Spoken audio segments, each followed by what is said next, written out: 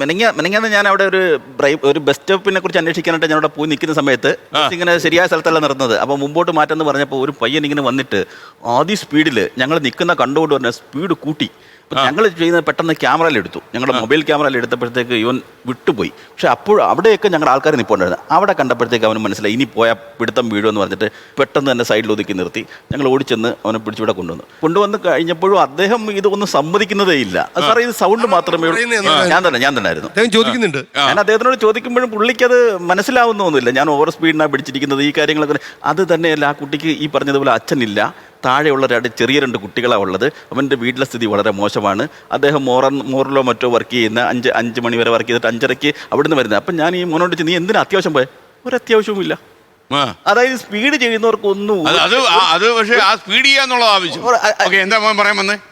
ഞാൻ ട്രെയിനിങ്ങും കാര്യങ്ങളും കൊടുക്കുന്നതാണ്. ഡ്രൈവിംഗ് സ്കൂളിൽ ലൈസൻസ് ബൈക്ക് ട്രെയിനിങ് ആണ് കൊടുക്കുന്നത്. നമ്മുടെ നാട്ടിൽ എല്ലാവരും ഇപ്പൊ തന്നെ ഈ 2 വീലറിന്റെ വില കൂടിയാലും കുറഞ്ഞാലും ഇത് വാങ്ങിച്ചു കൊടുക്കാനുള്ള ഒരു അഫോർഡബിലിറ്റി നമ്മുടെ മലയാളികൾക്കുണ്ട്. അതിനുശേഷം ഈ 2 വീലർ വാങ്ങിക്കാൻ ഒരുപാട് പേര് താല്പര്യപ്പെടുന്നുണ്ട്. കുട്ടികൾക്ക് പ്രത്യേകിച്ചും വാങ്ങിച്ചു കൊടുക്കുന്നു. പ്രായം ആകുന്നതിന് മുമ്പേ വാങ്ങിച്ചു കൊടുക്കുന്നത് നമ്മുടെ അദ്ദേഹം പറഞ്ഞ പോലുള്ള കേസുകളൊക്കെ ഉണ്ടാവും. ആ കേസിൽ മെയിനായിട്ട് പ്രശ്നം എന്താ വെച്ചാൽ ഒരു വണ്ടീനെ കുറിച്ചിട്ട് ഫസ്റ്റ് അവർ പഠിക്കുന്നില്ല.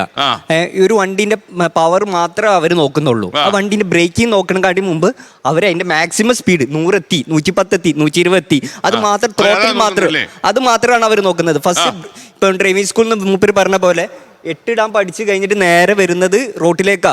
അതിൽ മാക്സിമം ത്രോട്ടിലാ. അതല്ലാതെ ഇപ്പം ട്രെയിനിങ്ങിൽ ഏറ്റവും കൂടുതൽ വർക്ക് ചെയ്യാനുള്ള കാരണം ഡ്രൈവിംഗ് സ്കൂൾ പ്രോപ്പർ ആവാഞ്ഞിട്ടാണ്.